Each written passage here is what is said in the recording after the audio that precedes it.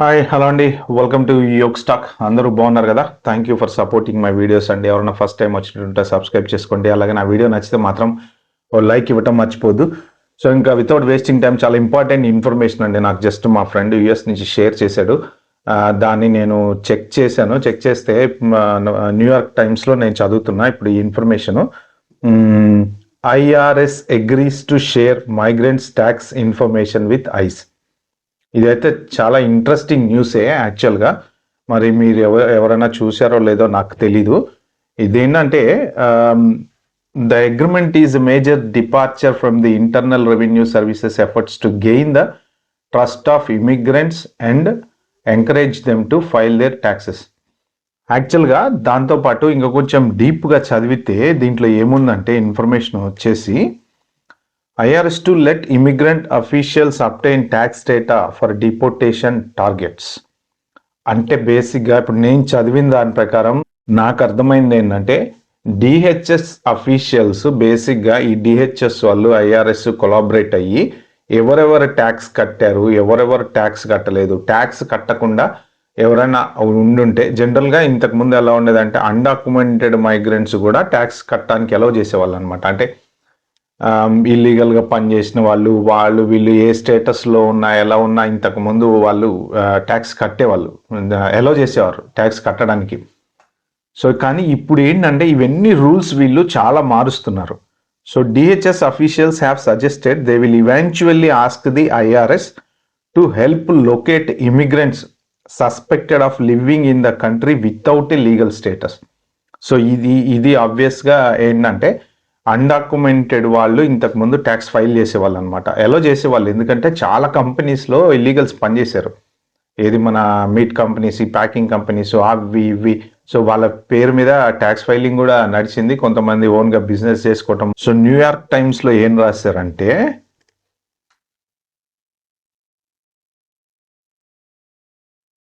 The internal revenue service has agreed to help Homeland Security officials find immigrants they are trying to deport. According to court records, committing to sharing the information in what would be fundamental change in how the tax collector uses its tightly regulated records. So ఇది మొత్తం అంటే మీకు link పెడతా నేను డిస్క్రిప్షన్లో, ఒకసారి చదువుకోండి. Most probably అన్ని న్యూస్ పేపర్స్లో వచ్చింది అనుకుంటా ఇది. So federal law tightly controls taxpayer information, protecting home addresses, earnings and other data from disclosure even to other agencies within the government. IRS officials have for weeks warned that the Trump administration planned to use the IRS to help with deportations could be illegal. The top IRS lawyer was demoted as the agreement came together and was replaced by a former Trump nominee. వీళ్ళు అంటే ఈ కోర్టులో కేసులు అవి ఇవి నడిచినాయి దీని మీద. మళ్ళీ తర్వాత ఏమైందో ఏమో, మొత్తానికైతే ప్రెసిడెంట్ ఏంటంటే వాళ్ళు ఒక అగ్రిమెంట్కి వచ్చారు.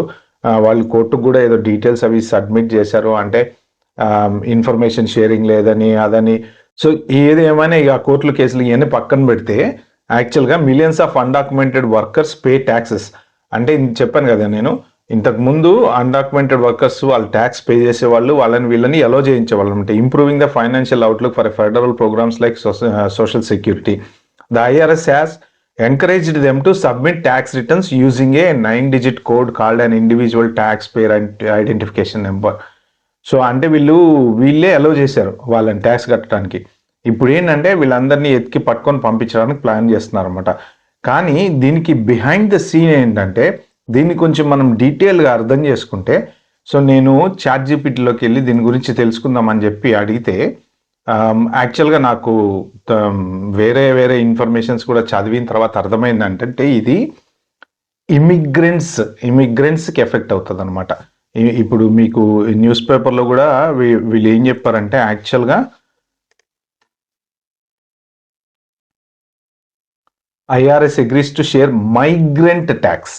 మైగ్రెంట్ అంటే అందరు మైగ్రెంట్స్ అవుతారండి. H1 వాళ్ళు కానీ, F1 వాళ్ళు కానీ, ఏ వీసా వాళ్ళు అయినా, గ్రీన్ కార్డు, యుఎస్ సిటిజన్స్ తప్ప మిగిలిన వాళ్ళంతా కూడా మైగ్రెంట్స్ అవుతారు అనమాట. సో చాట్‌జీపీటీని అడిగితే అదేం చెప్పింది తెలుసా? చాలా క్లియర్గా, ఇది కొంచెం మంచి sensitive news. The recent development where the Department of Homeland Security gain access to IRS tax data for deportation purpose. వీళ్ళు ఎందుకు ఐఆర్ఎస్ని సడన్గా డిహెచ్ఎస్ వాళ్ళు డేటా అడిగారంటే డిపోర్టేషన్ పర్పస్. అంటే వీళ్ళు ఎవరెవరైతే ట్యాక్స్ కట్టకుండా ఉన్నారో, మధ్యలో ట్యాక్స్ బ్రాకెట్, అంటే ఇప్పుడు మనం ఒక 1 year జాబ్ చేసాము, ఒక 2 months జాబ్ పోయింది, తర్వాత మళ్ళీ జాబ్ వచ్చింది, కానీ ఆ 2 months మనం ట్యాక్స్ ఫైల్ చేయలేదు, అమౌంట్ పే చేయలేదు, లేకపోతే బ్లాంక్ చూపెట్టాము, అది ఇప్పుడు మనకి హెడ్ ఏక్ అవుతుంది అనమాట. ఎందుకు అంటే చాట్‌జీపీటీ చదివి క్లియర్గా చెప్పింది, here is how it might effect immigrants who have payroll gaps. అంటే నేను ఇప్పుడు చెప్పింది అదే పేరోల్ గ్యాప్స్ అనమాట. అంటే ఇప్పుడు H1B visa holder for example 2 years job చేశాడు, ఒక 6 నెలలు జాబ్ లేదు, ట్యాక్స్ కట్టలేదు, అలానే ఉన్నాం.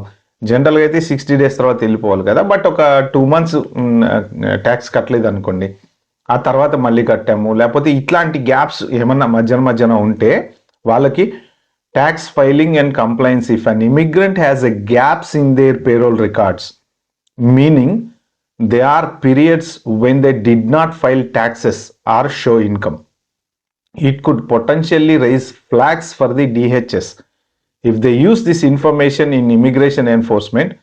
While tax records alone might not immediately lead to deportation, discrepancies in filing could be considered as part of an individual immigration status review. అంటే బేసిక్గా అంటే వీళ్ళు స్టార్ట్ చేశారనమాట, దీని మీద ఇన్వెస్టిగేషన్ అనేది మొదలు పెట్టాడు. ఎవరెవరికి గ్యాప్స్ ఉన్నాయి, ఎవరు ట్యాక్స్ కట్టారు, ఎవరు కట్టలేదు, ఈ ఇన్ఫర్మేషన్ అంతా డిహెచ్ఎస్ వాళ్ళు తీసుకుని వీళ్ళు ఐస్ వాళ్ళు కలిసి ఇంకెవరినన్నా డిపోర్ట్ చేయాలి ఇలా గ్యాప్స్ ఉన్నోళ్ళని. అంటే ప్రజెంట్ ఇప్పుడు దీని ప్రకారం చూస్తే ఏంటంటే ప్రజెంట్ ఇప్పుడు మనం పనిచేస్తున్నాం, బాగానే ఉంది, మనం ట్యాక్స్ కడుతున్నాము, కానీ ఇంతకుముందు ఎప్పుడైనా మనం ట్యాక్స్ ఫ్రాడ్ చేసినా, లేకపోతే రాంగ్ ట్యాక్స్ క్లెయిమ్ చేసినా, లేకపోతే ఒక 2 నెలలు 3 నెలలు మధ్యలో గ్యాప్ తీసుకుని ట్యాక్స్ కట్టకుండా ఉన్నా, అది యూజ్ చేసుకొని ఇప్పుడు వీళ్ళు డిపోర్టేషన్ చేయడానికి ఆలోచిస్తున్నారు అని ఈ 2 డిపార్ట్మెంట్లు కలిసినాయి అనేది న్యూస్ అనమాట. అయితే fear of filing taxes, immigrants who are in the US without legal status or with uncertain immigration status. అంటే అన్సర్టెన్ ఇమిగ్రేషన్ స్టేటస్ అంటే ఏముంది, జనరల్గా మీరు విజిట్ వీసా మీద వచ్చి గ్రీన్ కార్డ్ అప్లై చేసుకున్న వాళ్ళు, లేకపోతే విజిట్ వీసా అయిపోయి వెళ్ళాలా వద్దా అని ఉన్న వాళ్ళు, ఇల్లీగల్ స్టేటస్ ఉన్న వాళ్ళు, వీళ్ళంతా అన్సర్టెన్ ఇమిగ్రేషన్ స్టేటస్ కిందకు వస్తారు. Uncertain immigration status might be afraid to file taxes because of fear that the IRS could share their information with immigration authorities. అంటే ఇప్పుడు మొన్నటిదాకా ట్యాక్స్ కట్టిన వాళ్ళు ఇప్పుడు కట్ట మానేశారు అనమాట. అంటే ఇలాంటి వాళ్ళు అన్సర్టన్ ఇమిగ్రేషన్స్ ఉన్న వాళ్ళు, ఇల్లీగల్ వాళ్ళు ఇంకా ఉన్నారు, చాలా మంది ఇల్లీగల్ వాళ్ళు ఇంకా ఉండిపోయారు. రెస్టారెంట్లలో పనిచేసిన వాళ్ళు, వీళ్ళు ఉన్నారు కదా, మన స్టేటస్ అయిపోయినా కానీ ఇంకా అక్కడే ఉండిపోయిన వాళ్ళు, F1 మీద వెళ్ళిపోయి స్టేటస్ అయిపోయినా ఉన్నవాళ్ళు, వీళ్ళంతా ఏంటంటే ఇప్పుడు ప్రెసెంట్ భయపడుతున్నారు ట్యాక్స్ కట్టడానికి. మొన్నటిదాకా అయితే కట్టారు, కానీ కడితే ఏంటంటే ఇప్పుడు వీళ్ళకి స్టేటస్ లేదు కాబట్టి ఈ ఐఆర్ఎస్ వాళ్ళు వీళ్ళ ఇన్ఫర్మేషన్ డిహెచ్ఎస్ వాళ్ళకి, ఐస్ వాళ్ళకి ఇస్తారనేసి ఇలా భయం అనమాట.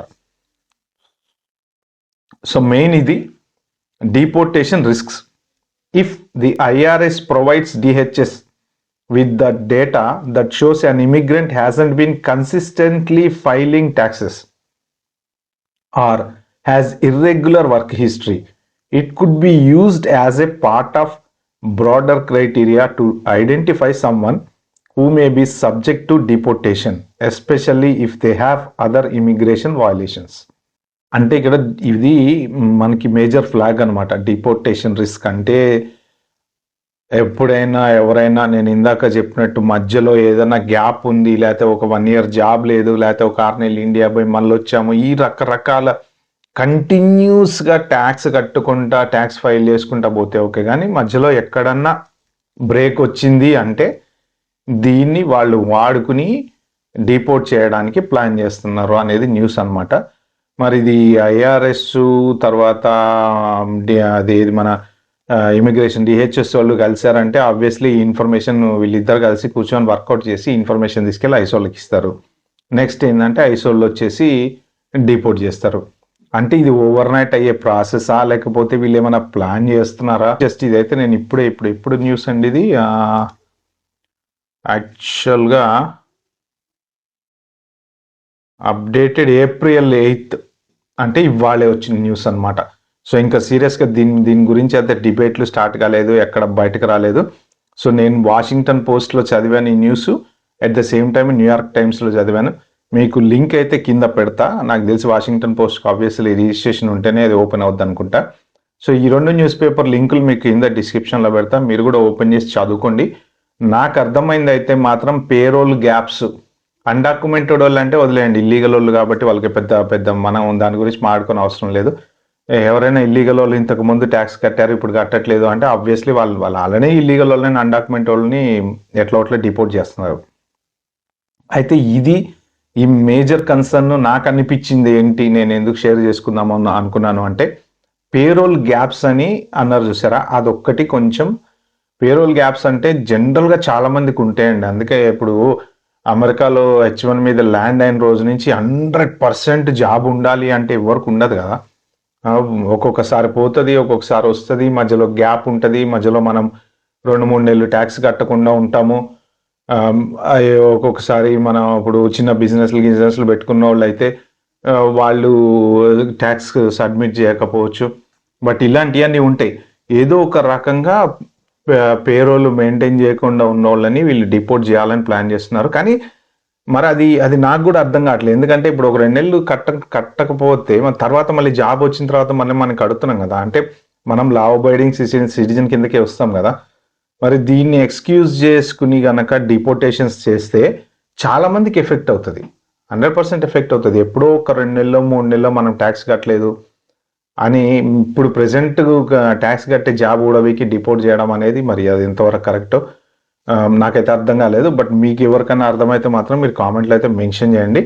సో మీరు కూడా దీని మీద కొంచెం క్లారిటీ అయితే తీసుకోండి. నేను జస్ట్ ఇప్పుడు చూశాను, మా వాడు నాకు ఫ్రెండ్ పంపించాడు, ఇమీడియట్గా దాన్ని చదివి మీకు జస్ట్ వీడియో చేసి పెడుతున్నాను అనమాట. ఓకే ఫ్రెండ్స్, ఈ వీడియో మీకు నచ్చినట్టయితే ప్లీజ్ అండి like share subscribe my channel. Thank you.